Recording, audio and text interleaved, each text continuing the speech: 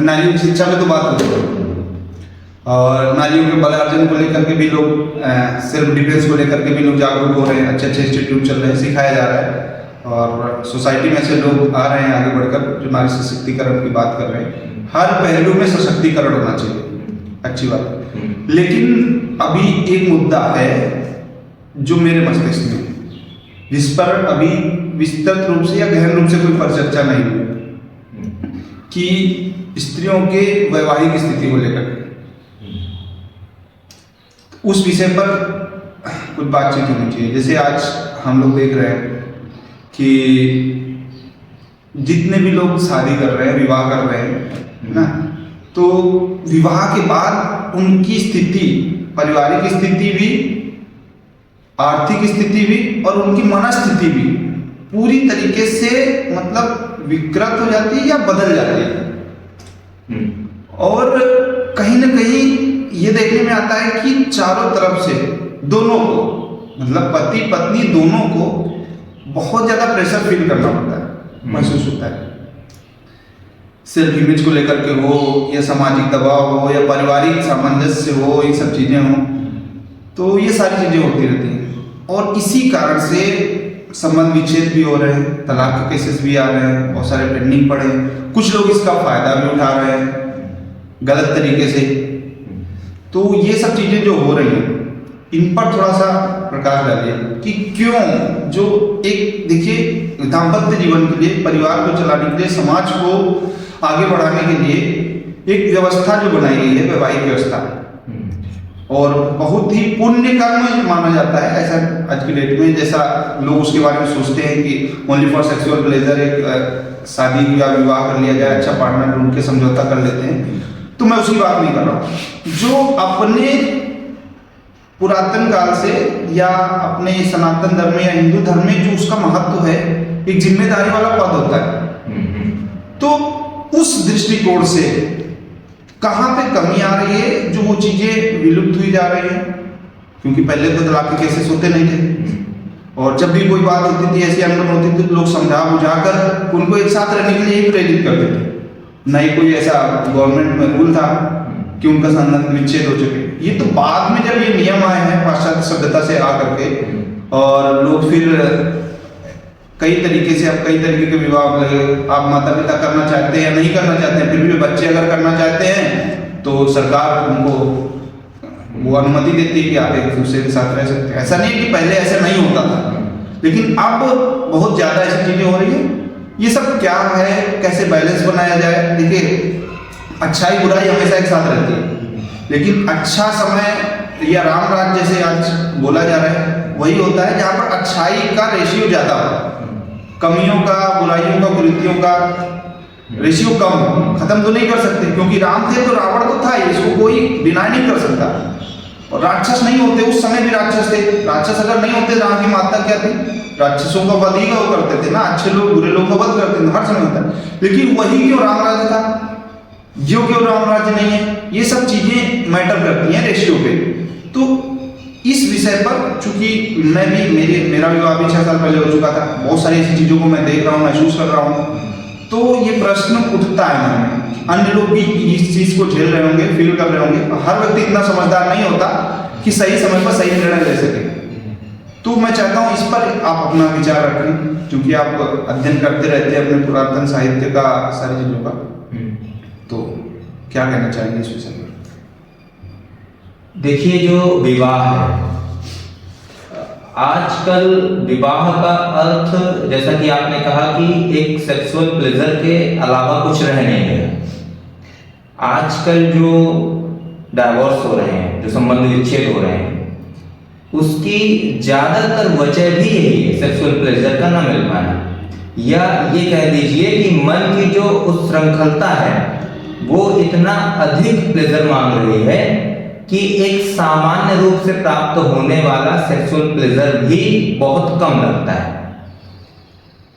तो एक कारण तो ये है संबंध विच्छेद का, लेकिन मूलतः विवाह की जो अवधारणा है वो अवधारणा कुछ और थी। वो अवधारणा बॉडी को, शरीर को लेकर के केंद्रित नहीं थी। वो अवधारणा केंद्रित थी किन्हीं अन्य तत्वों को लेकर के। और वो तत्व क्या है उसको समझ लेते हैं। लेकिन आपने एक सवाल और किया कि सनातन धर्म में क्या नारियों को लेकर के इस तरह के शोषण होते थे, क्या नारियों को लेकर के जो विवाह के संबंध में गतिविधियां हैं वो अनुचित थी। तो आपका हृदय इस बात को स्वीकार नहीं कर रहा है, क्योंकि ऐसे सुंदर सुंदर सिद्धांत हैं हमारे सनातन धर्म में जो ये सिद्ध करते रहते हैं कि ऐसा कुछ नहीं हो सकता है।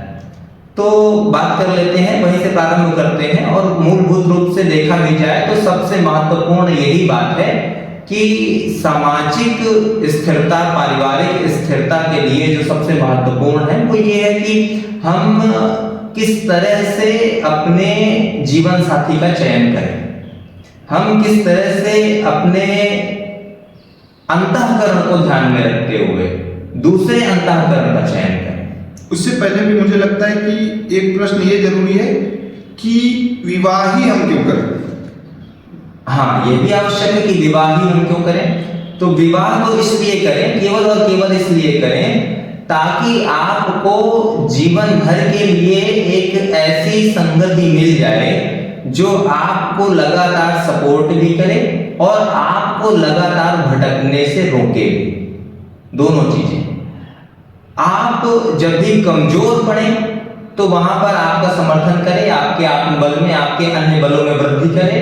और जहां पर आप मानसिक रूप से कमजोर पड़ने के स्थान पर चारित्रिक रूप से कमजोर पड़े तो वहां पर आपके उस भटकाव को, आपके उस पतन को बलपूर्वक, आग्रहपूर्वक रोकेगी। तो इसलिए विवाह करना चाहिए। विवाह का आधार कभी भी सेक्सुअल प्लेजर था ही नहीं, अपने पुरातन काल में कभी नहीं था। वो सेक्सुअल प्लेजर ऐसे समझ लीजिए कि जैसे आप कहीं सर्विस करते हैं, कोई कार्य करते हैं, तो आपको जो है कोई फर्म है, कोई कंपनी है या सरकार है, आपको सैलरी देती है और सैलरी उसने दी, साथ में कभी कभी बोनस भी दे दिया। जैसे कोई त्योहार आया तो बोनस दे दिया, जैसे आपने अच्छा कार्य किया तो बोनस दे दिया। तो सेक्सुअल प्लेजर को आप बोनस के रूप में देख सकते हैं। मूलभूत रूप से सैलरी के रूप में विवाह के संदर्भ में अगर हम सैलरी को देखें कि सैलरी क्या है, तो सैलरी ये है कि हमें एक ऐसा व्यक्ति मिल गया है जीवन भर के लिए जो हमें ना तो भटकने देगा और ना ही कमजोर पड़ने देगा। तो ये ऐसे साथी के लिए विवाह करना ही क्या अपना पति या पत्नी ही ऐसा साथी हो सकता है और कोई ऐसा संबंध नहीं है? बिल्कुल हो सकता है, मित्र भी हो सकते हैं ऐसे, घर वाले भी हो सकते हैं, माता पिता भाई बहन हो सकते हैं ऐसे। पर वहां पर बस एक बात है कि सेक्सुअल प्लेजर की जो बात है वो अनुपलब्ध हो जाएगा और शरीर की एक आवश्यकता होती है, इससे नकारा नहीं जा सकता है कि शरीर की एक आवश्यकता होती है सेक्सुअल प्लेजर। तो अगर आपको संतानोत्पत्ति भी करनी है तो भी आपको इसी जीवन साथी की जरूरत पड़ेगी। आप भाई बहन या माता पिता या मित्र आदि से तो उत्पन्न करेंगे नहीं संतान, तो वो अनैतिक हो जाएगा, पूरी तरह से अमर्यादित हो जाएगा। तो इसके लिए भी बहुत आवश्यकता होती है कि हम अपने उत्कृष्ट चरित्र को आगे वंश के रूप में उसे बढ़ाएं। तो मुझे लगता है कि जो सेक्स के साथ प्लेजर सब जुड़ गया, ये जानबूझकर जोड़ा गया। सेक्सुअल प्लेजर की जगह हम लोग यूज करें सेक्सुअल सेटिस्फेक्शन, तो कैसा रहेगा? वो भी उतना ही अनुचित है, क्योंकि सेटिस्फेक्शन तो मन पर निर्भर करेगा ना। अगर हमारा मन ही कुमारगामी है तो हम सेटिस्फाई होने वाले ही नहीं है, तो वो भी उतना ही अनुचित है। तो चाहे प्लेजर शब्द इस्तेमाल करो, चाहे सेटिस्फेक्शन शब्द इस्तेमाल करो, दोनों ही अनुचित है। मूल रूप से सेक्सुअल ये कह सकते हैं कि एक अनिवार्य आवश्यकता है संतानोत्पत्ति की, ताकि प्रजाति सुरक्षित रहे और उसके लिए सेक्स किया जाता है। अच्छा, एक बात विचार करने वाली भी बात है कि अगर आप मान लीजिए कि प्रकृति है, प्रकृति ने ये व्यवस्था बनाई ही क्यों? विचार करने वाली बात है। इसलिए तो नहीं बनाई थी कि आप मजे लूटो, इसलिए बनाई थी कि ये प्रजाति सुरक्षित रहे। कोई भी प्रजाति, किसी प्रजाति को देख लो आप, किसी न किसी तरह से वो प्रजनन करती है, कोई ना कोई प्रारूप आपको मिल जाएगा। वो प्रजनन के लिए उसने इस विधि का निर्माण किया था और उसको मजे से जोड़ लेना, उसको प्लेजर से जोड़ लेना, उसको सेटिस्फैक्शन से जोड़ लेना, ये एक मूर्खता है। ये सच कहा जाए तो एक प्रकार की ऐसी मानसिक अवस्था है जिसको बचकाना कह दिया जाए, जिसको ये कह दिया जाए कि अपरिपक्व है, जिसको ये कह दिया जाए कि अभी सच्चाई से कोसों दूर है और अभी झूठ के ही अपने बनाए हुए सिद्धांतों में उलझा हुआ है। तो इस तरह की बात है। तो फिर ये कोक शास्त्र, काम सूत्र जैसे जो इनको भी हमारे सनातन या हिंदू धर्म से जोड़कर देखा जाता है, तो ये सब क्या है? और अजंता एलोरा की गुफाएं, वहाँ पर ऐसे चित्रण वर्णन है, ये सब चीजें क्यों है? फिर ये किसी ने मतलब किस उद्देश्य से ये सब चीजें की गई हैं? अगर क्योंकि ये तो प्रोत्साहित कर रही है ना लोगों को। ग्रंथ जिन्होंने लिखे हुए थे ऋषि मुनि, और गुफाएं अजंता एलोरा की जिन्होंने बनवाई हुए थे राजागण, और ऐसे राजागण जो मध्यकाल के थे उन्होंने बनवाई। तो ऋषि मुनियों की प्रज्ञा की तुलना विलासी राजाओं से करना गलत होगा। वे क्या कर्म करते हैं उसके लिए ऋषि मुनि या उनके लिखे ग्रंथ या मूलभूत सत्य से संबंधित सिद्धांत जिम्मेदार नहीं है। आजकल तो बलात्कार भी होते हैं बहुत आयत में, और उसमें से लगभग मुसलमान, ईसाई, हिंदू सब अक्सर आते रहते हैं जो करते हैं। तो अगर कोई सनातनी बलात्कार कर रहा है तो इसका अर्थ ये नहीं है कि सनातन के सिद्धांत गलत हैं, वो प्रेरित कर रहे हैं। इसका अर्थ ये बिल्कुल नहीं। इसका अर्थ ये है कि वह सनातन के सिद्धांतों से भटक गया है, उसने सनातन के सिद्धांतों का अनुपालन बंद कर दिया है, उसने पूरी तरह से सनातन के सिद्धांतों का परित्याग कर दिया है। उसके बाद अनाचार दुराचार के मार्ग पर बढ़ते हुए किसी मासूम निर्दोष बच्ची के साथ अत्याचार करते हुए उसने अपनी काम वासना को, अनियंत्रित काम वासना को संतुष्टि देने के लिए, कुछ पलों की संतुष्टि देने के लिए कुकर्म किया। आपको कहने का अर्थ ये है कि यदि कोई सनातन धर्म को फॉलो करता है, कोई कुकर्म कर ही नहीं सकता? बिल्कुल नहीं, कदापि नहीं। अगर कोई सचमुच में सनातन के सिद्धांतों का पालन कर रहा है तो वो किसी भी अवस्था में कुकर्म नहीं कर सकता है, क्योंकि उसके सिद्धांत अत्यंत पवित्र हैं, पूरी तरह से निष्प्रह है, निष्काम है। वहां पर किसी कुकर्म के लिए, कुकर्म छोड़िए, किसी दुष्वृत्ति के लिए भी स्थान नहीं। तो ये है मूलभूत बात। अब विवाह की बात जो आती है कि हमारे वैदिक सिद्धांत क्या कहते हैं विवाह के लिए, तो हमारे जो वैदिक सिद्धांत हैं वो आप ऋग्वेद को उठा लीजिए, तो ऋग्वेद में ही सूत्र आते हैं विवाह को लेकर के, कई सारे सूत्र आते हैं, कई सारे मंत्र आते हैं। तो वहां से हम समझ सकते हैं कि स्त्रियों की क्या अवदशा रही होगी, और उन्हीं मंत्रों से ये भी समझ सकते हैं कि जो बात कही जाती है कि नारियों का शोषण किया गया वैदिक काल में या पूर्व वैदिक काल में या उत्तर वैदिक काल में, तो क्या वास्तव में ये सत्य था? ये भी पूरी तरह से दूध का दूध पानी का पानी हो जाएगा। एक मंत्र है, एषा देवो दुहिता प्रत्यदर्श विक्षन्ति युवती शुक्रवासाः विश्वशेषाना पार्थिवस्य वश्व ऊषो अद्य सुभगे वृक्ष। तो इस मंत्र में, जो ये मंत्र है, इस मंत्र में साफ साफ कहा गया है कि ब्रह्मचर्य किया हुआ सन्मार्गस्थ जवान विद्वान पुरुष अपने तुल्य, अपने विद्या युक्त ब्रह्मचारिणी, सुंदर रूप, बल पराक्रम वाली, साध्वी, अच्छे स्वभाव युक्त, सुख देने वाली युवती अर्थात 20वें वर्ष से 24वें वर्ष की आयु युक्त कन्या से विवाह करे, तभी विवाहित पुरुष उषा के समान सुप्रकाशित होकर सब सुखों को प्राप्त होंगे। तो विचार करने वाली बात यह है कि इस पूरे मंत्र में बहुत मूलभूत अवधारणा दे दी गई है। इतनी मूलभूत अवधारणा, सबसे पहला ही जो शब्द इस्तेमाल किया गया है वो किया गया है सन्मार्गस्थ जवान युवा। ब्रह्मचारी, सन्मार्गस्थ युवा, ऐसा होना चाहिए। किसको? वर। मतलब ये कि ब्रह्मचर्य का अर्थ ये कि उसने उससे पहले कभी संभोग की क्रिया की है, ना तो किसी स्त्री के साथ और ना ही एकांत में हस्तमैथुन के साथ, उसने कभी ये किया ही नहीं। ब्रह्मचर्य का ये अर्थ हुआ। तो यदि ऐसा कोई युवा है तो निश्चित रूप से उसके अंदर बल की तो कोई कमी होगी, निश्चित रूप से उसके अंदर तेज की कोई कमी नहीं होगी, निश्चित रूप से उसके अंदर संकल्प शुद्धि की कोई कमी नहीं होगी। वो जो संकल्प करेगा वो उसे पूर्ण करेगा। तो ऐसा युवा क्या किसी भी समस्या में अपने हथियार डालेगा? क्या हार मानेगा?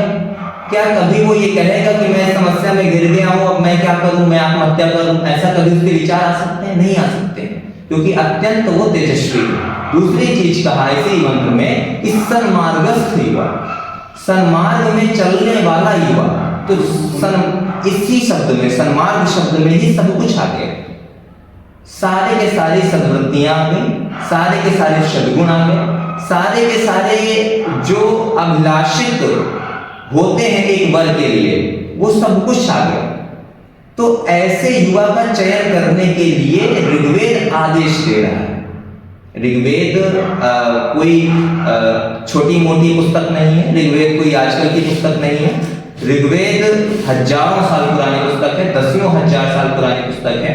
वर्णन तो ये आता है कि सबसे पहले इसी का प्रादुर्भाव हुआ था ब्रह्मा जी के द्वारा, और हम मान लेते हैं कार्बन डेटिंग की भी मान लेते हैं, तो कार्बन डेटिंग के हिसाब से महाभारत ही 5000 साल पुरानी सिद्ध हुई है। महाभारत में भी वेदों का वर्णन है। महाभारत के काल में ही वेद व्यास जी थे जिन्होंने वेदों का वर्गीकरण किया था। तो वहां पर अगर वेद है तो इसका मतलब 5000 साल पुराने हैं वेद। उसके पहले जाते हैं तो महाभारत में ही श्री राम जी का भी वर्णन मिलता है। स्वयं महाभारत का ही एक अंश श्रीमद् भगवद गीता, और श्रीमद् भगवद गीता में ही स्पष्ट रूप से श्री कृष्ण जी कहते हैं कि रामः शस्त्र भृतामहम्, यानी शस्त्रधारियों में मैं राम हूं, साफ साफ कहते हैं। तो इसका मतलब श्री राम जी पहले हुए थे। और जब आप योग वासिष्ठ का अध्ययन करते हैं, योग वासिष्ठ का, जो कि वशिष्ठ जी, ब्रह्मर्षि वशिष्ठ जी के द्वारा लिखी हुई थी, तो वहां पर भी आप पाते हैं कि वेदों का वर्णन आया है। तो इसका मतलब वो उनसे भी पहले के हैं वेद, श्री राम जी से भी पहले के हैं। तो इस कालक्रम को देखते हुए ये सिद्ध होता है कि ये कम से कम 10,000 साल वर्ष पुरानी पुस्तक है। और इतनी पुरानी पुस्तक में साफ साफ कहा जा रहा है कि सन्मार्गस्थ ब्रह्मचर्य धारण करने वाले युवा का चयन करें। अब मुझे बताइए, क्या जो आजकल संबंध विच्छेद हो रहे हैं केवल इस वजह से कि पुरुष में इतना वीर्य नहीं है, या इतनी कामेच्छा नहीं है, या इतना बल नहीं है, जिस वजह से होते हैं सबसे अधिक संबंध विच्छेद? यही एक कारण है विश्व का सबसे बड़ा। तो क्या ये संभव है उस युवा के साथ? आजकल तो माता पिता इसलिए भी विवाह कर देते हैं कि ये रास्ते से भटक रहा है, विवाह करवा देंगे तो सन्मार्ग पे आ जाएंगे। ये तो ये तो महामूर्ख है कि वो उसकी शिकायतें आ रही हैं सोसाइटी से, समाज से, कि फलाने की लड़की को छेड़ दिया, या उसने उसके साथ कर दिया कुछ, या अपनी जिम्मेदारी नहीं निभा रहा है, परिवार के प्रति जिम्मेदार नहीं हो रहा, कुछ कर नहीं रहा है, आवारा घूम रहा है, गलत संगत में पड़ गया, तो उसका किसी से विवाह कर दिया जाए। अच्छा, इसके पीछे मुझे विवाह के प्रति ये अच्छी चीज समझ में आई कि लोगों को ये लगता है कि विवाह कर देने से लोग बाउंडेड होते हैं और जिम्मेदारी का एहसास होगा। अभी भी कुछ लोग इस बात को समझते हैं, लेकिन ये चीज स्त्रियों के लिए, लड़कियों के लिए, कन्याओं के लिए जो उसके साथ विवाह कर रहे हैं उनके लिए बहुत पीड़ादायक हो जाती है। क्योंकि माता पिता को ये समझना चाहिए, जिसको आप लोग स्वयं सन्मार्ग पर नहीं ला सके, उसको एक कन्या जिसका अनुभव, एक बच्ची जिसका अनुभव आपसे या आपके बच्चे से कहीं ना कहीं 1-2 साल कम ही होगा, बच्चे से भी, लड़के से भी, अपने से आज की डेट में तो कोई भी अपने बेटे से, बड़ी उम्र की लड़की से तो विवाह करवाते नहीं, छोटी कन्या से ही विवाह करवाते हैं। उसका अनुभव तो बहुत कम है, तो उसको कितना झेलना पड़ेगा, कितना संघर्ष करना पड़ेगा, उसके बाद फिर उसका जीवन जो पतन की ओर जाएगा, जो उसके उत्थान की, जो उसकी प्रगति की संभावना थी, सारी रुक जाएगी। तो इस स्वार्थवश जो लोग करवा देते हैं, और पता नहीं क्यों लड़कियों के माता पिता विवाह कर देते हैं ऐसे लोगों के साथ में, ऐसे परिवार में, मुझे नहीं समझ में आता है। तो ये चीजें बहुत ज्यादा पीड़ा देती हैं। इतनी सिंपल सी बात, साधारण सी बात लोगों को समझ में नहीं आती है कि हम क्यों एक बच्चे को सुधारने के लिए दूसरे बच्चे की जिंदगी बर्बाद करें। वो तो एकदम इसका तो बहुत सरल सा कारण है कि मोह से ग्रस्त हैं, और वो स्वार्थ से भी ग्रस्त हैं। उन्हें इस बात से कोई लेना देना नहीं है कि किसकी जिंदगी बर्बाद हो रही है, किसकी आबाद हो रही है। उन्हें सिर्फ इस बात से लेना देना है कि ये बच्चा किसी तरह से पारिवारिक जिम्मेदारियों में उलझ जाए, और उलझने के बाद जो है किसी तरह से आजीविका का अर्जन करने लगे, किसी तरह से जो अनुचित संगतियां हैं वो छोड़ दें, और उसके बाद एक बहुत मीडियम सा, बहुत एक घिसा पीटा सा जीवन जीने लगे। हालांकि उनकी नजर में वो घिसा पीटा नहीं होता, उनकी नजर में वही श्रेष्ठ जीवन होता है। तो ये समस्या उनके साथ है, माता पिता के साथ। तो वो तो खैर मूर्खता के स्तर पे किया गया मूर्खतापूर्ण निर्णय है, इसमें कोई दो राय नहीं है। और हम वापस लौटते हैं अपने श्लोक पर, क्योंकि वहां पर ही सारी कुंजी छुपी हुई है। तो उस श्लोक में जब पुरुष को चुनने की बात आई तो ये कहा गया कि ब्रह्मचर्य और सन्मार्गस्थ युवा का चयन करें, लेकिन वहीं पर उसी श्लोक में आगे भी कहा जा रहा है कि किस तरह की कन्या का चयन करें। कन्या को कहा गया कि पहली चीज तो वो स्वयं ब्रह्मचारिणी हो, वो कन्या भी ब्रह्मचारिणी हो, वो कन्या भी ऐसा ना हो कि उसने काम क्रिया की हो, वो भी ब्रह्मचारिणी हो। दूसरी, वह पराक्रम युक्त हो, बल युक्त हो, यानी किसी ऐसी कन्या का वर्ण करने के लिए बिल्कुल नहीं कहा जा रहा है जो दब्बू हो, ऐसी कन्या का वर्ण करने के लिए बिल्कुल नहीं कहा जा रहा है जो कायर हो, जो आकर के कमजोर कराए आपको। हाँ, ऐसी कन्या का वर्ण करने के लिए नहीं कहा जा रहा है, ऐसी कन्या का वर्ण करने के लिए कहा जा रहा है जो सिंघनी की भांति हो, जो ऐसी हो कि यदि वो दुष्टों के सामने आ जाए तो दुष्ट उसको देख के कांप उठे, वो ऐसी हो कि यदि दुष्वृत्तियां उसके पास तक आए किसी भी रूप में है तो दुष्वृत्तियां स्वयं जलकर भस्म हो जाए, ऐसी कन्या हो। तो विद्या युक्त कन्या की भी बात की जा रही है कि विद्या युक्त भी हो। तो इससे साफ साफ स्पष्ट हो रहा है कि ऋग्वेद, हमारी जो वैदिक परंपरा रही है, वो स्त्रियों की शिक्षा को लेकर के बहुत ज्यादा सचेत रही है, जागरूक रही है, और वो यदि ऐसा आदेश कर सकती है वैदिक परंपरा तो निश्चित रूप से ऐसी बच्चियों के निर्माण का कार्य भी करती होगी, अन्यथा ऐसी बच्चियां आएंगी कहां से। तो यही मूलभूत कारण है कि ना तो आजकल का युवा युवती का चयन करते समय ये देखता है कि वो विद्यावान है कि नहीं, वो बलयुक्त है कि नहीं, वो पराक्रमशील है कि नहीं, वो न्यायशील है कि नहीं, वो ब्रह्मचारिणी है कि नहीं, वो इन सब का चयन नहीं करता है। वो चयन करता है कि उसकी देह में कितनी अधिक सुंदरता है, और कैसी सुंदरता, वो जो उस सुंदरता में भी उसके कुछ मानक हैं कि उसका रंग गोरा होना चाहिए, कि उसकी आंखें ऐसी होनी चाहिए, कि उसकी मुखाकृति ऐसी होनी चाहिए, वो उसको सुंदरता समझ रहा है। अब तो उससे एक स्तर और नीचे जा चुके हैं लोग, उसको भी नकार देते हैं। अब देखते हैं कि हमको कितना धन मिल रहा है, या कन्या कौन सी जॉब नौकरी कर रही है, या कन्या हमको कितना धन ला करके दे सकती है। अपनी काम वासना तो हम घर से बाहर भी पूरी कर सकते हैं। सही कहा, ये स्तर भी हो गया है आजकल का, इतना पतन हो गया है। और ये स्तर तक युवाओं की सोच को पहुंचाने के लिए 99% माता पिता जिम्मेदार। हाँ, बेशक बेशक बेशक माता पिता भी जिम्मेदार हैं, समाज का पूरा परिवेश जिम्मेदार है। सबसे अधिक जिम्मेदार तो शिक्षा व्यवस्था है इस चीज के लिए। शिक्षा व्यवस्था में तो बहुत सारी चीजें अच्छी भी हैं। हाँ, नहीं, आजकल की जो शिक्षा व्यवस्था है उसमें अच्छा कुछ भी नहीं है, कुछ भी अच्छा नहीं है। ये अच्छा केवल वही लोग कह पाते हैं जिन्हें गुरुकुल की शिक्षा व्यवस्था का कुछ भी नहीं पता, सिर्फ वो ही अच्छा कह पाते हैं। तो गुरुकुल की शिक्षा व्यवस्था तो किसी ने मतलब हमारे आने वाले पिछले 4 वीडियो में भी नहीं देखा होगा, लेकिन हम अनुमान लगा सकते हैं। जैसे टीवी प्रोग्राम में हम लोग देखते हैं, या रामायण महाभारत में हम लोगों ने देखा है सीरियल्स में, या कहीं पढ़ने को मिल गया कोई लेख, क्योंकि ज्यादा पुरातन साहित्य तो हम लोगों ने पढ़ा नहीं है, तो हम सिर्फ अनुमान ही लगा सकते हैं, है ना। तो देखा तो किसी ने नहीं है, लेकिन जिसने ज्यादा अध्ययन किया होगा उसको पता होगा। ये विषय तो खैर विषयांतर हो जाएगा, लेकिन एक लाइन इस पर हम कहना चाहेंगे कि जितने भी आपको पूरे शासन तंत्र में कर्मचारी मिलेंगे, वो चाहे छोटे कर्मचारी हो चाहे बड़े अधिकारी हो, उसमें से आप पाएंगे कि 90% जो है भ्रष्टाचार करते हैं, 90% भ्रष्टाचार करते हैं, और किसी न किसी रूप में करते हैं, छोटा करें बड़ा करें किसी भी रूप में करते हैं। और बाकी के बचे 10% उस भ्रष्टाचार को होने देते हैं, या शिकार हो जाते हैं, या मजबूर हो जाते हैं, या विरोध करते हैं तो प्रताड़ित होते हैं, नहीं कर पाते, है ना। तो वो सारी चीजें, तो ये जो 90% है ये आए कहाँ से? ये क्या अनपढ़ है? ये सब पढ़े लिखे हैं, तभी तो कर्मचारी बने हैं शासन तंत्र में, तो ये उन्होंने शिक्षा इसका मतलब पाई है। तो ये एक ऐसी शिक्षा है जो 90% आउटपुट ऐसा दे रही है जो भ्रष्ट है। तो इसी से पता चल जाता है कि शिक्षा व्यवस्था बिल्कुल निहायत घटिया है। उसका उद्देश्य, हाँ, उसका ऐसे लोगों को ही ऐसे ही लोगों का जो है चयन हो रहा है। तो ये चीज शिक्षा व्यवस्था तो विषयांतर हो जाएगा, लेकिन यहाँ पर नारियों के लिए स्पष्ट सी बात है कि वैदिक काल में शोषण नहीं होता था। वैदिक काल में पूरी तरह से उनको समर्थन मिलता था विद्या प्राप्त करने का, प्राप्त करने का। हाँ, समान रूप से जो जिन गुणों की चर्चा पुरुष के लिए की गई है, उन्हीं गुणों की चर्चा स्त्री के लिए भी की गई है कि उनको भी इसी समान होना चाहिए, तभी दोनों लोग मिल करके एक जो संतानोत्पत्ति करेंगे, उत्कृष्ट संतानोत्पत्ति करेंगे, जो समाज को आगे लेकर अच्छा, यही तक नहीं है, ऋग्वेद के जो आगे के मंत्र हैं वो और भी अधिक स्थिति को स्पष्ट कर देते हैं। अच्छा। वे कहते हैं कि जैसे अगला मंत्र देखिए कि अगला मंत्र क्या कहता है। अगला मंत्र कहता है कि यावयर्वैषा ऋतपा ऋतेजा शुम्नावरी शुम्नता ईरयन्ति शुमंगलीर विभ्रति देववीति महाघोषा श्रेष्ठतमा व्युक्ष।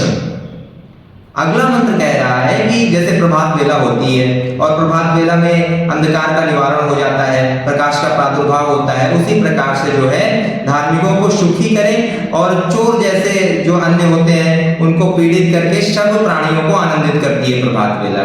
ठीक वैसे ही जो स्त्रियां हैं वो विद्या को, धर्म को प्रकाशित करते हुए, यम नियम शम आदि गुणों को धारण करते हुए और विदुषी होते हुए जो है अपने पतियों को संतानोत्पत्ति करके अच्छी शिक्षा से अविद्या के अंधकार को छुड़ा करके विद्या के सूर्य को प्राप्त करा के कुल को सुभूषित करें। तो ये पूरा का पूरा मंत्र, ये जो पूरा का पूरा मंत्र है, ये क्या कह रहा है? ये यही कह रहा है कि हर प्रकार के अनुचित दुर्गुणों को, हर प्रकार की मूर्खता को परित्याग करके हर प्रकार की श्रेष्ठता को धारण करें स्त्रियां, यानी किसी भी श्रेष्ठता को नहीं छोड़ा।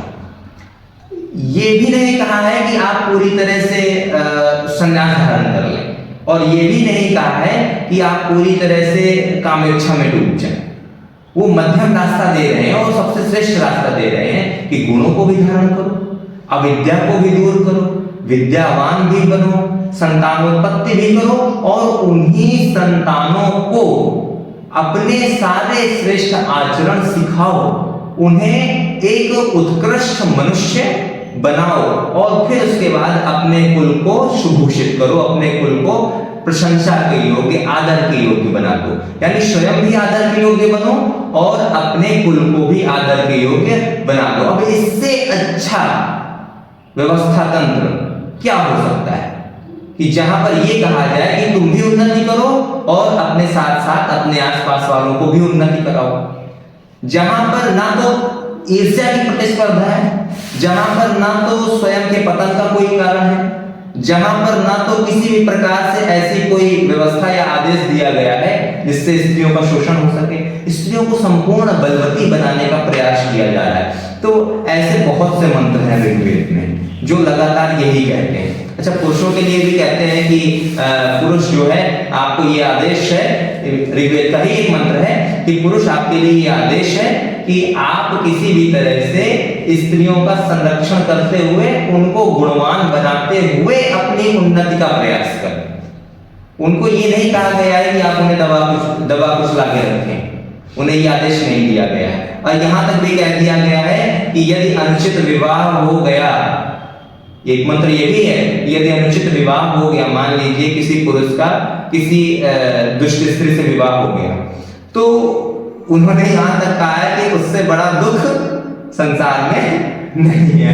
तो वो सबसे बड़ा दुख है। और वाइस वर्सा भी है ये बिल्कुल, कि यदि किसी स्त्री का भी किसी गलत पुरुष के साथ विवाह हो गया तो उसके लिए भी यही सबसे बड़ा दुख है, इससे बड़ा दुख उसके लिए भी कोई नहीं है। तो दोनों ही चीजों के लिए एकदम स्पष्ट रूप से ऋग्वेद में आदेश है कि योग्य पुरुष योग्य स्त्री का चुनाव करे, योग्य स्त्री योग्य पुरुष का चुनाव करे, पुरुष भी योग्यता को धारण करे, स्त्री भी योग्यता को धारण करे, दोनों योग्य मिलकर के संतान की उत्पत्ति करें और योग्यता के साथ संतान का जो है पालन पोषण करें और संपूर्ण योग्यता उनके अंदर सन्निहित कर दें। तब जाकर के सशक्त परिवार बनेगा और प्रत्येक सशक्त परिवार मिलकर के एक सशक्त समाज की स्थापना होगी। तो एक ये जो भ्रांति है ये मिट जाती है कि वैदिक काल में या सनातन धर्म में स्त्रियों का शोषण किया गया, ये भ्रांति पूरी तरह से मिट जाती है। और इसके अलावा आपने सवाल किया था कि क्या कारण है कि आजकल इतने ज्यादा उत्पात हो रहे हैं। तो इतने ज्यादा उत्पात इसलिए हो रहे हैं क्योंकि इन सारे मानकों को त्याग दिया गया है। बहुत सीधी साफ जब इन सारे मानकों को त्याग दिया जाएगा तो उत्पात भी होंगे, सीधा सा उदाहरण ये है कि यदि आप जानते हैं कि आग से खाना पकाया जा सकता है और आप आग से खाना पकाने के स्थान पर आग को हाथ में लेके उलुलुलु उलुलुलु करके खेलने लगेंगे तो आपके हाथ तो जल जाएंगे। तो यही कर रहे हैं आजकल के बच्चे। काम वासना का जो उपयोग था वो ये था कि आप संतानोत्पत्ति केवल करें, केवल अपनी प्रजाति को संरक्षित रखने के लिए आप एक दो बच्चे उत्पन्न कर दें और उनको योग्य बनाएं। अब उसी काम वासना को खिलौने की तरह इस्तेमाल किया जा रहा है और केवल कुछ क्षणों के एक आवेग के लिए, एक आवेश उठता है, एक आवेग उठता है और वो आवेग एक अजीब सी मानसिक स्थिति में ले जाता है। वो मानसिक स्थिति कुछ पलों की ही होती है और वो पल गुजर जाते हैं, उसके बाद पीछे छूट जाता है एक जबरदस्त निराशा, एक जबरदस्त कमजोरी, एक जबरदस्त पतन और एक जबरदस्त अनियंत्रित समाज। बिल्कुल, देखिए काम वासना का कहीं पे इसमें जिक्र ही नहीं हुआ। जो बातें आपने बताई या जिन ऋग्वेद के मंत्रों का या श्लोकों का आपने उच्चारण किया या उसका आपने बताया, उसमें इससे सेक्स या काम वासना से रिलेटेड कोई बात ही नहीं थी। तो कहीं ना कहीं हाँ, ये बात जरूर हुई कि संतान उत्पत्ति करें और उनका पालन पोषण अच्छे गुणों के साथ करें।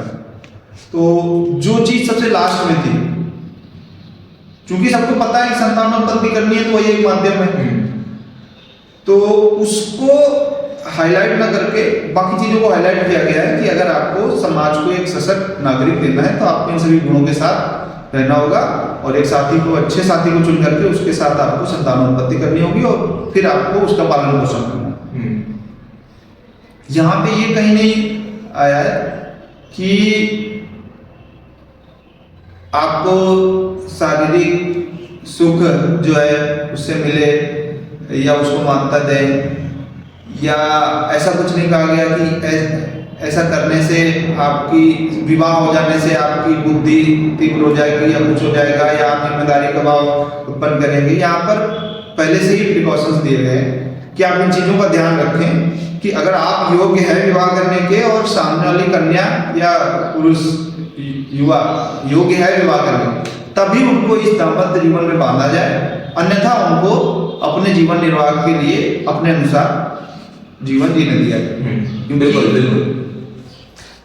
मूलभूत बात यह है कि ये जो योग्यता की बात है सेक्सुअल रूप से, उसके लिए तो एक ही शब्द पर्याप्त है और वो एक शब्द उन्होंने सबसे पहले ही कह दिया था मंत्र में, ऋग्वेद में, कि ब्रह्मचर्यधारी हो। इसके बाद तो वो सारे मुद्दे ही समाप्त हो जाते हैं, क्योंकि ये सारी समस्याएं, हमने प्रारंभ में ही कहा कि ये सारी समस्याएं जो है इसलिए आ रही है क्योंकि ब्रह्मचर्य धारण कर नहीं रहे आजकल के युवक और युवती। इस वजह से ये सारी समस्याएं आ रही है, इस वजह से इतने हॉस्पिटल खुल रहे हैं इससे रिलेटेड। यदि ये ब्रह्मचर्य को धारण कर रहे होते तो इस तरह की कोई समस्या कभी जीवन में आती ही नहीं। बल्कि आज के कॉलेज यूनिवर्सिटी में तो कोई बच्चा या बच्ची जब पहुंचता है और अगर उसने उनके दो फ्रेंड सर्कल में जाता है या दोस्तों के बीच में, और चूंकि वहाँ पर लोग बहुत फ्रेंड सर्कल में ओपनली रहते हैं, मैं भी उसी दौर से गुजरा हूँ, देखा हूँ, आप भी वहीं से गुजरे, तो अगर किसी को आज की डेट में किसी लड़के के बारे में ये पता चलता है कि इससे पहले उसकी कोई गर्लफ्रेंड नहीं थी या उसने सेक्स नहीं किया, जिसको बोलते हैं कि वो वर्जिन है, लड़का या लड़की, तो उसका बड़ा मजाक उड़ाया जाता है। ऐसी मतलब मानसिकता यूनिवर्सिटीज में है, विश्वविद्यालयों में है। जेएनयू में तो अभी हाल फिलहाल में ये देखने को मिला था कि जेएनयू और डीयू में तो कंडोम के बॉक्स लगा दिए गए थे और उन्हें विधिवत रूप से कंडोम भर के रखे गए थे कि जिसको भी जरूरत हो वो यहाँ से ले जाए और अपना सेक्स करे। कंडोम वेंडिंग मशीन, हाँ, क्योंकि अब क्या ही कहा जाए उसका ये पूरी तरह पतन है, ये उत्सृंखलता की पराकाष्ठा है। मतलब जहाँ विद्यालय जैसे संस्थान में, यही मैं कह रहा था कि शिक्षा व्यवस्था बहुत भ्रष्ट है। यही मैं कह रहा था कि आजकल की शिक्षा व्यवस्था को वही श्रेष्ठ कहेंगे जो गुरुकुल से परिचित ही नहीं है बिल्कुल भी। तो बहुत बुरी दुर्दशा है इसको लेकर के। अच्छा, एक मुद्दा और भी है मेरे दिमाग में आ रहा है कि आप देखें, अगर पतिव्रता होने को लेकर के बहुत सारे सवाल किए जाते हैं। पहले पतिव्रता स्त्री का मतलब होता था सर्वश्रेष्ठ स्त्री, और आजकल के समय में पतिव्रता शब्द को मजाक बना दिया गया है। ये बल्कि कह दीजिए कि तौहीन का एक शब्द बना दिया गया है। हाँ एकदम। तो बड़ी पतिव्रता बनती है, बड़ी पतिव्रता बनती है। फ्रेंड सर्किल में लड़कियों को मजाक बनाते हैं। हाँ, तुमने डरना नहीं है, तुमने दबना नहीं है, तुमको अपने हिसाब से जीना है। हाँ, और उनका इंडिकेशन इन सब बातों से ये होता है कि तुम्हारा मन करे तो किसी के साथ भी तुम सेक्स कर सकती हो, तुम्हारा मन करे तो कुछ भी कर सकती हो, पारिवारिक जिम्मेदारियों से तुम्हारा कोई लेना देना नहीं है। हाँ, तुम्हारा मन करे तो उस काम को करिए, नहीं मन करे तो मत करिए। ये कहीं ना कहीं उद्दंड बना रहा है लोगों को। और चूंकि श्रृंखला ऐसे प्रश्नों की, ऐसे तानों की उनके सामने आ जाती है कि उन्हें भले ही वो अंदर से ना हो, ऊपर से उन्हें दिखाना पड़ता है कि हम पतिव्रता नहीं है। और जब ऊपर से आप एक्टिंग करते हैं तो धीरे धीरे वो आपके मस्तिष्क में समाहित होती चली जाती है। और बिल्कुल बिल्कुल। अब यहाँ पर जो मुख्य बिंदु है, मुझको जो मुख्य बात लगती है वो ये लगती है कि पतिव्रता होना बहुत अच्छी बात है, लेकिन वहां पर भी वेदों ने भले ही ये नहीं कहा है कि ऐसे ऐसी स्थिति में पतिव्रता होना है, लेकिन उन्होंने एक बात तो स्पष्ट कर ही दी है ना। सबसे पहले जब भी इस वेदों में, ऋग्वेद में आप देखेंगे ये मुद्दा जब आता है, ये विषय जब आता है उसमें, तो आप पाएंगे कि वहां का जो पहला मंत्र है, इस विषय को जब डिस्कस किया जाता है तो वहां पर जो मैंने कहा था ब्रह्मचर्य सन्मार्गस्थ युवा, ये शब्द आ गया था। फिर उसके बाद उसको पति बनाने के बाद पतिव्रता शब्द आता है। यानी यदि सन्मार्गस्थ युवा है तो ही पातिव्रत्य की बात आती है। यदि युवा पुरुष सन्मार्गस्थ नहीं है तो पातिव्रत्य के लिए कोई औपचारिक विधान नहीं है। पहली चीज ये। और दूसरी चीज ये कि पातिव्रत्य का अर्थ ये नहीं होता है कि आप किसी भी तरह का पति आपको मिल गया और आप उसके पीछे पीछे चल दिए। पातिव्रत्य का अर्थ ये बहुत गलत ले लिया गया है। पातिव्रत्य का सीधा सा अर्थ होता है कि आप पति के प्रति अपने व्रत को, अपने संकल्प को शुद्ध रखें। उसके प्रति, उस पद के प्रति पत्नी रूप में जो आपकी जिम्मेदारियां हैं, हाँ, उनको आप ईमानदारी से, हाँ, उनको निर्वहन करें ईमानदारी से, ये अर्थ है। और जब आप पत्नी की जिम्मेदारियों का, कर्तव्यों का आकलन करेंगे, जब आप उन्हें समझने की कोशिश करेंगे, तो सारी जिम्मेदारियों में एक जिम्मेदारी ये भी निकलेगी कि पति यदि पथभ्रष्ट हो रहा हो तो उसे पथभ्रष्ट होने से रोके। बिल्कुल यही बात ये, हाँ, ये मूलभूत एक जिम्मेदारी निकलेगी। तो यदि पति पथभ्रष्ट है तो पत्नी का ये कर्तव्य है कि वो किसी भी दशा में उसे पथभ्रष्ट होने से रोके। यदि वो उसे रोकेगी तो निश्चित रूप से वो गलत का विरोध करेगी। गलत का विरोध करेगी तो वो फिर दासी कहाँ हुई? उसने तो अपना स्वर उन्मुख किया ना, अपने स्वर को तेज किया ना, तीव्र किया ना, उसने तो अपनी बात रखी ना, उसने तो विरोध किया ना, उसने तो उसके गलत कर्मों का तिरस्कार किया ना। तो यहाँ पर है वास्तविक नारीवाद कि आप उसको छोड़ भी नहीं रहे और आप उसे बिगड़ने भी नहीं दे रहे। ये कितनी ऊंचाई की बात है। ये गुरु का दायित्व हो गया। यहाँ पत्नी होने के साथ साथ गुरु भी हो गई, क्योंकि पत्नी यदि केवल शिष्या ही रही तो निश्चित रूप से वो जब पति भटकेगा तो वो कुछ कर नहीं पाएगी। तो पत्नी को गुरु भी होना पड़ेगा, और गुरु होने के लिए पहले स्वयं उतनी योग्यता धारण करनी पड़ती है। यदि वो योग्यता ही नहीं है तो गुरु बनोगे कैसे? तो योग्यता पहले स्त्रियां धारण करें, फिर विवाह करें, फिर यदि पति भटकता है तो अपनी उसी योग्यता का प्रयोग करते हुए उसे सन्मार्गस्थ करें और उसके साथ सुखपूर्वक निर्वाह करें। ये हुई सबसे श्रेष्ठ बात पातिव्रत्य धर्म की। और जो पातिव्रत्य धर्म को तिरस्कार के रूप में लेते हैं, उनकी दुर्गति का तो कहना ही क्या है। उनको लगता है कि उन्होंने मजे मार लिए, मौज कर लिया। दरअसल उन्होंने कोई मौज नहीं कर लिया, दरअसल उन्होंने अपना पतन कर लिया। दोनों को ही झेलना पड़ता है। हाँ। पति भी अगर पत्नी के प्रति ज्यादा संवेदनशील है तो उनको भी बड़ा मजाक उड़ाया जाता है कि नहीं ये बड़े पत्नीव्रता है, हाँ। या उसको भी जोरू का गुलाम टाइप की चीजें हाँ। बोली जाती हाँ, हैं। बिल्कुल। तो ये सब चीजें मतलब देखिए सामंजस्य को जो नहीं समझ पा रहा है, और जिनकी नजर क्या बोलेंगी, जिनकी परवरिश ही ऐसे मूल्यों के साथ में नहीं, वो समझ ही नहीं सकता कभी, तो क्या ही कहा जाए। तो बस बात फिर वही घूम फिर के पहुंच जाती है शिक्षा पर। मूलभूत रूप से वो जो पहले विषय तब हमने बात की कि शिक्षा पर, नारियों की शिक्षा पर, तो वो उसी विषय पर आकर के बात रुकती है कि यदि शिक्षा ही गड़बड़ रहेगी तो चाहे पुरुष हो चाहे स्त्री हो, दोनों ही गड़बड़ हो जाएंगे। तो ये मूलभूत बात हो जाती है। शिक्षा, अच्छा एक प्रश्न उठ रहा है, हाँ। शिक्षा पहले गड़बड़ होती है कि शिक्षा व्यवस्था? शिक्षा पहले गड़बड़ होती है, शिक्षा व्यवस्था बाद में गड़बड़ होती है। शिक्षा व्यवस्था बनाने वाला तो मनुष्य ही है, तो जो शिक्षा व्यवस्था बना रहा है, जो शिक्षा व्यवस्था बना रहा है, वो निश्चित रूप से कहीं ना कहीं शिक्षित हुआ होगा, और जहां से उसने शिक्षा पाई है, यदि उसने गलत शिक्षा वहां से पाई है तो ही वो यहाँ आकर के गलत शिक्षा व्यवस्था का निर्माण करेगा। तो पहले शिक्षा ही गड़बड़ हुई, और यहाँ की जो शिक्षा, भारत की जो शिक्षा व्यवस्था बिगाड़ी हुई है, अंग्रेजों की बिगाड़ी हुई है। तो उनको पहले गलत शिक्षा मिली उनके प्रदेश में, उनका जो भूमंडल था वहां पर उनको गलत शिक्षा मिली, उनके देशों में, उनके राष्ट्रों में उन्हें गलत शिक्षा मिली। उस गलत शिक्षा को लेकर के वे यहाँ आए, और उसके बाद यहाँ पर उन्होंने आधिपत्य किसी तरह से जमाया, और उसके बाद उन्होंने यहाँ पर अत्याचार किए। और उन्होंने, ऐसा नहीं है कि उन्होंने कुछ अच्छा देने के उद्देश्य से इस शिक्षा व्यवस्था को यहाँ पर समाहित किया, ऐसा नहीं है। उन्होंने जानबूझकर, ये जानते हुए भी कि यहाँ की शिक्षा व्यवस्था उत्कृष्ट है, उन्होंने जानबूझकर उसे नष्ट किया, जानबूझकर अपनी अनुचित शिक्षा व्यवस्था को यहाँ पर रोपित किया।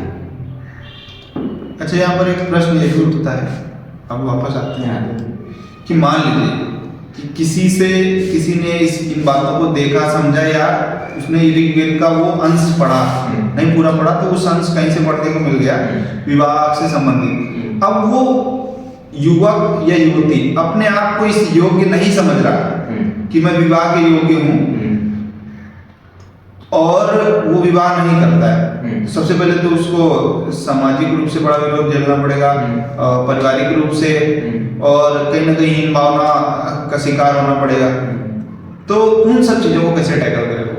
मान लीजिए उसको समझ में आ गया हम विवाह करेंगे तो बड़ी दिक्कत में आ जाएंगे, ठीक है, तो इतना समझ में आ गया और उसने आत्म आकलन किया, तो अब उसको क्या करना चाहिए? उसको सबसे पहले ये करना चाहिए कि यदि कोई वो इतना साहसिक निर्णय लेने का विचार कर रहा है और उस साहसिक निर्णय में उसे आपत्तियां आती हुई दिख रही हैं, यदि उसे घबराहट हो रही है सामाजिक दबावों से, परिवार के दबावों से, उनके तानों से, तो इसका मतलब ये हुआ कि वो अंदर से कमजोर है। हाँ, तो अंदर से कमजोर है, उसको पता चल गया। अंदर से जब कमजोर है, जब ये पता चल गया, तो उसे पहला प्रयास करना चाहिए कि वो अपनी कमजोरी को दूर करे, पहला प्रयास। और वो कमजोरी सिर्फ शारीरिक नहीं है, यहाँ समझने योग्य बात है। अगर मान लीजिए उसने ब्रह्मचर्य धारण नहीं किया है, उसने बहुत अधिक सेक्स किया है और उसके कारण उसको महसूस हो रहा है कि वो विवाह नहीं है, मेरा आशय उस बात से नहीं था, नहीं मैं समझ रहा हूँ, हाँ मैं समझ रहा हूँ। यदि वो इस संदर्भ में भी अपने आप को अक्षम पा रहा है कि वो मानसिक रूप से उतना सशक्त नहीं है, तो दोनों ही स्थितियों में उसे दोनों ही प्रकार से सशक्त होने का पहले प्रयास करना चाहिए, और अपने माता पिता को स्पष्ट रूप से ये बता देना चाहिए। यहाँ पर निडर होना होगा उसको, यहाँ पर उसे साहस का प्रदर्शन करना ही होगा। यदि वो चाहता है कि उसका कल्याण हो तो उसे यहाँ साहसिक बनना ही होगा। वो अपने माता पिता को स्पष्ट बताए कि देखिए ऐसा है पिताजी, माताजी, कि मैं अभी विवाह के योग्य नहीं हूँ। मुझे अपना आत्म आकलन करने पर यह ज्ञात हुआ है कि मुझ में ये दोष है, और इन दोषों के साथ यदि मैं वैवाहिक संबंध स्थापित करता हूं तो ये वैवाहिक संबंध कलह और द्वेष और सब हर प्रकार की समस्या की जड़ बन जाएगी। तो मैं उस जड़ को बनाना नहीं चाहता, पहले मैं इन दोषों का निवारण करूंगा, तत्पश्चात मैं विवाह करूंगा, और फिर उसे ईमानदारी के साथ उन दोषों के निवारण के लिए जो भी प्रयोजन हो सकते हैं, जो भी संसाधन हो सकते हैं, जो भी मार्ग हो सकते हैं, उन पर चलना चाहिए, उन्हें अपनाना चाहिए और अपने आप को हर तरीके से सशक्त बनाए। जैसे माता पिता को पता है कि हमारा बेटा नालायक है, विवाह के योग्य तो बिल्कुल नहीं है, और आगे चल के वो और भी अयोग्य हो जाएगा, ठीक है। हमारे जो बुढ़ापे का सहारा जैसे लोग समझते हैं अपने बच्चे, और ये जिम्मेदारी भी होती है, होना चाहिए, तो उनको लगता है कि ये अपना जिम्मेदारी का निर्वहन नहीं कर पाएगा। तो इस कारण से भी वो चाहते हैं कि समय रहते, एक जैसे विवाह की सामाजिक रूप से उम्र निर्धारित है और वैसे भी है कि यहाँ विवाह की एक उम्र होती है शारीरिक रूप से, तो उस उम्र में विवाह हो जाए, ताकि एक कोई ठीक ठाक लड़की मिल जाएगी जो जीवन भर हम लोग की सेवा करेगी, और ये तो नालायक है, ये तो करेगा नहीं। अगर उम्र निकल गई तो इसका विवाह भी नहीं होगा, फिर हम लोग का बुढ़ापे में क्या होगा। तो इसमें क्या होता है कि दोनों तरीके से दिक्कत हो जाती है। एक तो लड़के की भी जो सुधरने की उम्र है, जो चांसेस होते हैं वो खत्म हो जाते हैं, ठीक है, और उसके बाद लड़की की का भी दुर्दशा होती है। तो इसी को तो कहते हैं दुस्संगत का परिणाम। तो मान लीजिए कि माता पिता या बच्चों में से किसी ने ये निर्णय ले लिया कि मुझे विवाह नहीं करना, ये अयोग्य है, तो उनको बड़ा विरोध झेलना पड़ता है। ऐसी स्थिति में मुझे लगता है कि उनको ऐसी संगति मिलनी चाहिए जो उनके इस निर्णय का समर्थन कर सके और उनके इस निर्णय में उनका साथ दे सके, उनके जो कमी है उसका सुधार करने में उनकी मदद कर सके, उनको हीन भावना का शिकार होने से बचा करके उन्हें ये बताए कि आपने जो निर्णय लिया है ये मतलब करोड़ों में कोई एक ले सकता है, और वो आपने निर्णय ले लिया, इसका मतलब आप साहसी हैं, आपके अंदर गुण है, अपने आप में सत्यनिष्ठा है। तो जिसके अंदर सत्यनिष्ठा है तो वो तो हर गुण का मतलब हर गुण अपना सकता है, हर गुण सीख सकता है, हर कुछ कर सकता है।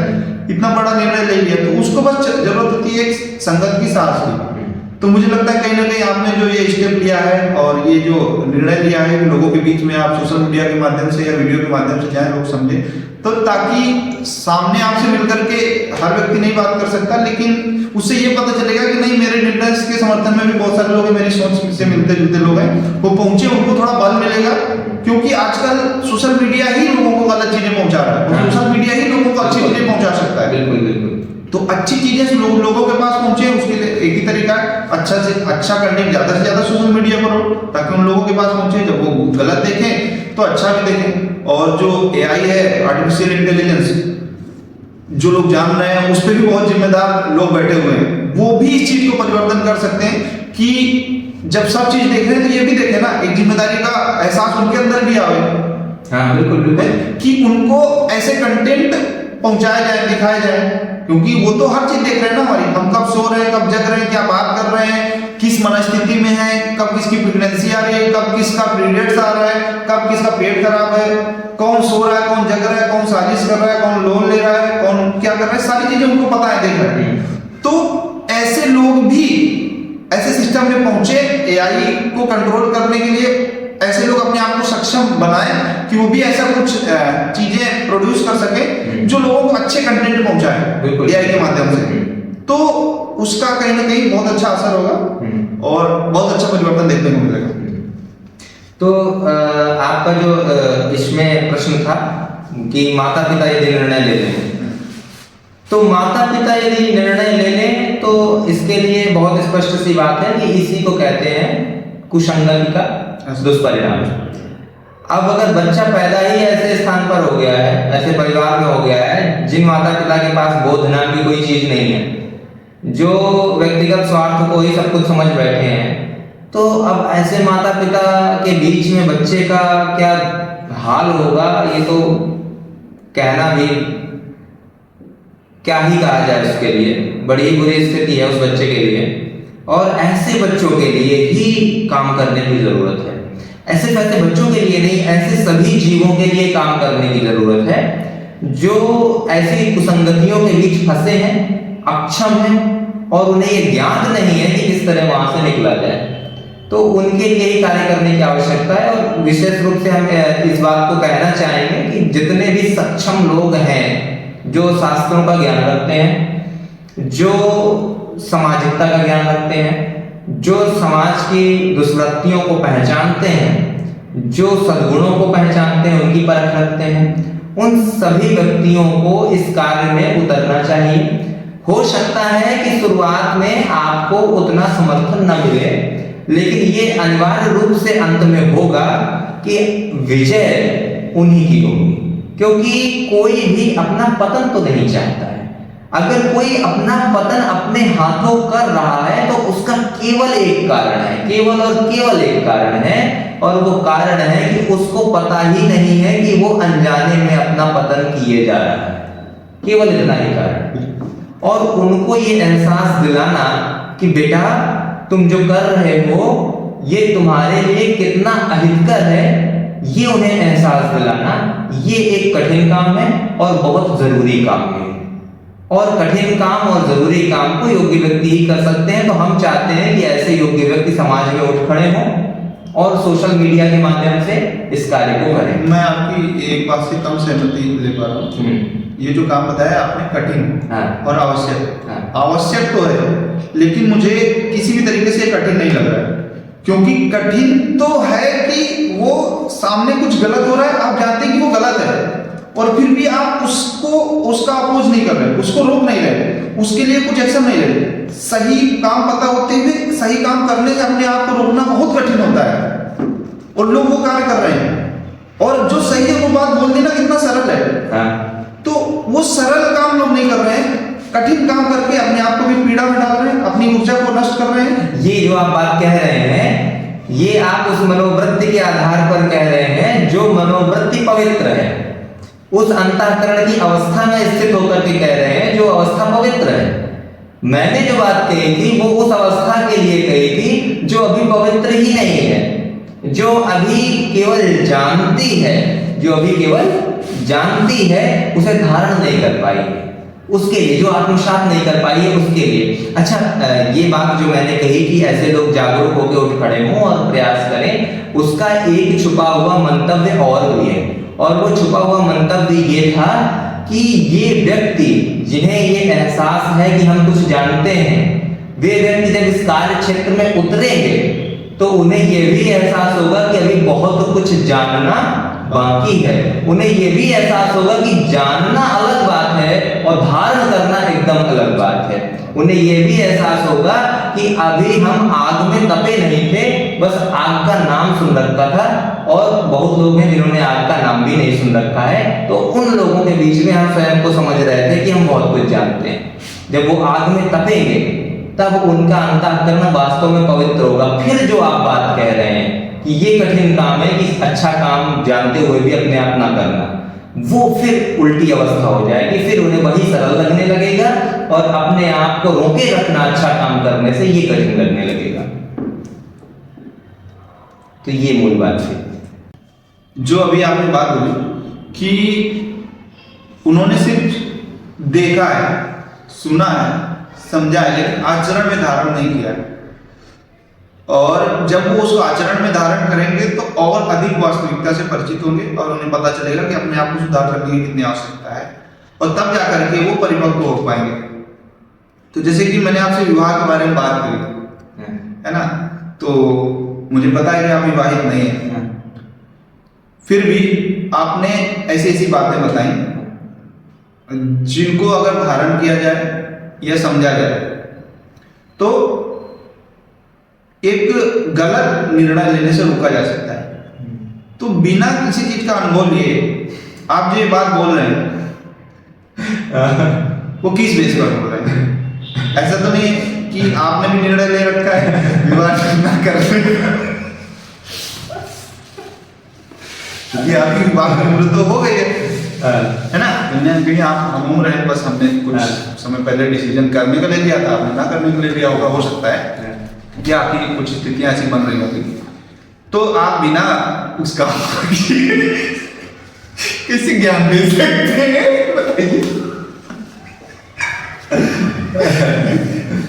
हाँ, आपका प्रश्न बहुत जायज है कि हमने बिना अनुभव लिए उसका ज्ञान कैसे लिया, है ना? हाँ, देखिए, अनुभव दो प्रकार से लिए जाते हैं, दो प्रकार से।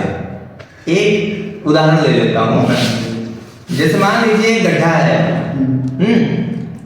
तो अनुभव दो प्रकार के होंगे। एक ये कि हम गए, गिरे, हमारे चोट आई घुटनों में, और उसके बाद हम उठ खड़े हुए, गड्ढे से बाहर आए और उसके बाद आगे चले गए। एक ये अनुभव लेना हो गया। दूसरा अनुभव ये होता है कि हम कहीं खड़े हैं, अचानक से कोई आया, गया उस गड्ढे में, गिरा, चिल्लाया, तराहा, और उसके बाद उसने पूरी जोर लगाई, ताकत लगाई, और उसके बाद निकल गया। फिर एक व्यक्ति आया, जो आया, गड्ढे में गिरा, और उसके बाद वहीं पे कराता रहा, उसने कोई जोर नहीं लगाया, कोई प्रयास नहीं किया, बस यही सोचता रहा कि मेरे तो लग गई है, मेरे तो लग गई है, कोई आके निकाले मुझे, कोई आके निकाले मुझे, और वो वहीं का वहीं पड़ा रहा। तो अनुभव दो प्रकार से लिए जाते हैं। एक तो या तो मैं स्वयं गिरूं जाकर के और देखूं कि कितना लगता है और किस तरह से निकलने में मेहनत लगती है, परिश्रम लगता है, संघर्ष लगता है। और दूसरा अनुभव लेने का तरीका है कि मैं कहीं पर खड़ा हूं और मेरे सामने कुछ ऐसी घटनाएं घटी जिन्होंने मुझे सब कुछ साक्षात दिखा दिया दृश्य कि ये होता है। तो मैंने वो देखा है अपनी आंखों से और वहीं से मैंने अनुभव ले लिया, वहीं से मैं समझ गया कि होता क्या है और ऐसी स्थितियों में करना क्या चाहिए। और सबसे बड़ी बात ये जो ग्रंथ लिखे हुए हैं, ये विचार करने वाली बात है। कोई ऐसे ही आलतू फालतू व्यक्ति नहीं लिख रहा है। लिखने वाले वो लोग हैं जिनकी प्रज्ञा सबसे अधिक विकसित है। लिखने वाले वो लोग हैं जिनके पास अनुभव सबसे अधिक है। लिखने वाले वो लोग हैं जिन्होंने लगातार अनुसंधान किए हैं किसी विषय पर और उन अनुसंधानों के आधार पर किसी निष्कर्ष पर पहुंचे। तो जो ग्रंथ है वो अनुभवों का ही निष्कर्ष है। तो ग्रंथ प्रॉपर रिसर्च के बाद चीजों के निष्पादन किया गया। बिल्कुल। तो ग्रंथ जो है इस तरह से लिखे गए हैं कि यदि कोई उतना अनुभव ना भी ले जाकर के प्रत्यक्ष, तो भी उसे ग्रंथ पढ़ने पर यह समझ में आ जाएगा कि वास्तव में ये घटना कैसे घट रही होगी और उसमें कैसा अनुभव हो रहा होगा और उसके पश्चात कैसे उससे बाहर निकलना है। तो ये क्षमता हमारे ऋषियों में थी, उन्होंने हमें प्रदान की है। हम लोग इतने बड़े 30 मार खा हैं कि हम लोग उन्हें मूर्ख कहते हैं, खुद को बुद्धिमान कहते हैं और कहते नहीं हम गड्ढे में गिर करके अनुभव लेंगे। ये नहीं सोचते कि गिर मर गए तो क्या होगा, निकल ही ना पाए गड्ढे से तो क्या होगा गड्ढा इतना गहरा हुआ कि निपट गए तो क्या होगा। सही बात है। तो बिल्कुल हर ठोकर खा करके अनुभव लेने की आवश्यकता नहीं है। जिन्होंने लिया है अनुभव, उनके अनुभव से सीखना चाहिए। बुद्धिमान वही है जो दूसरों से सीख ले एकदम। तो जैसे कि मान लेते हैं किसी युवक को अच्छी शिक्षा मिली, अच्छी संगति भी मिल गई और उसने अपने अंदर लगभग सभी सद्गुणों को विकसित कर लिया।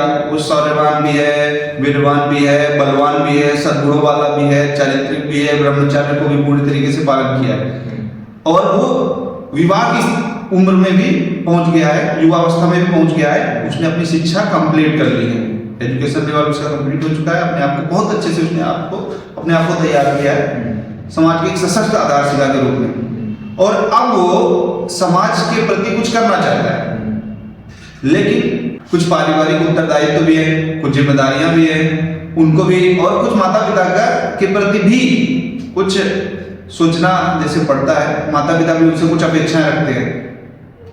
तो उन सब चीजों में फिर एक वो दो राह पे खड़ा होता है। यदि वो यह निर्णय लेता है कि मुझे विवाह के बंधन में नहीं बनना है और मुझे अपने आप को पूरी तरीके से जन कल्याण के लिए, विश्व कल्याण के लिए समर्पित कर देना है,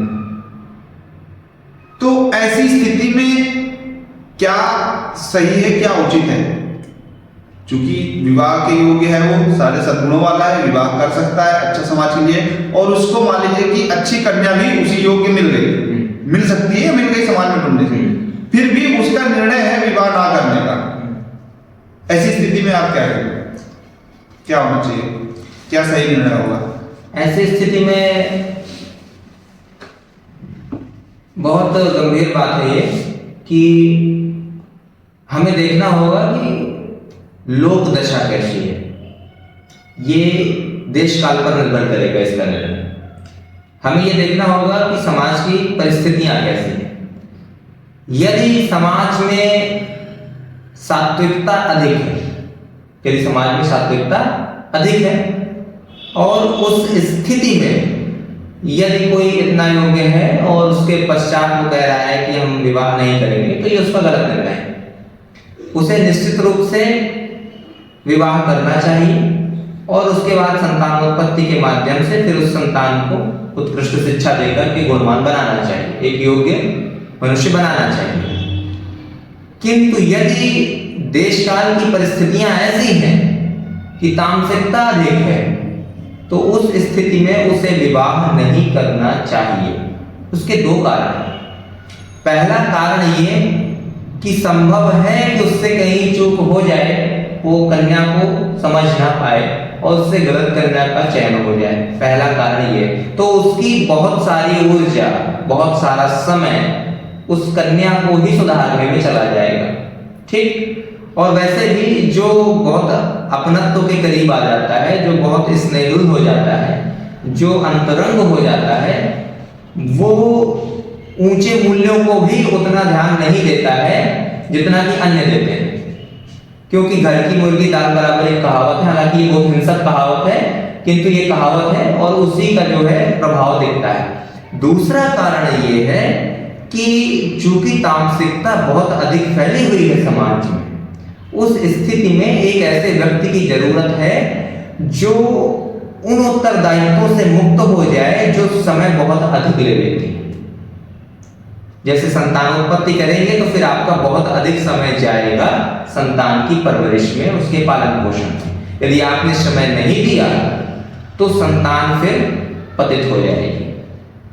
तो जब उस पुरुष में, या स्त्री भी हो सकती है उस स्थान पे, तो जब उस पुरुष में या उस स्त्री में इतनी योग्यता है तो वो अपने इन सामान्य से प्रलोभनों को छोड़ करके, सामान्य से शारीरिक आकर्षण से मुक्त हो करके उस दिशा में आगे बढ़े जिस दिशा में समाज से, परिवेश से तामसिकता को कम किया जा सके और सात्विकता का परिवर्धन किया जा सके।